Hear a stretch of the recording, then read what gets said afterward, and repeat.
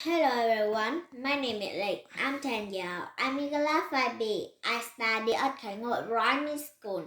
Now I would like to tell you about my favorite animal. Last week, I and family went to the zoo. First, I saw the monkey.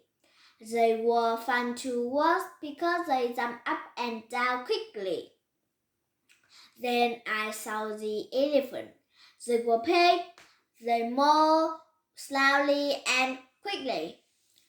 Next, we saw the peacocks. We like them because they move beautifully. Then I saw the python. They were very long and scary. They move quickly. But I like the panther.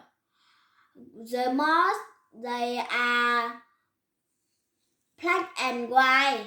They are really cute and do things slowly. I like animals very much. I think we must protect them. What about you? Thanks for listening. Goodbye.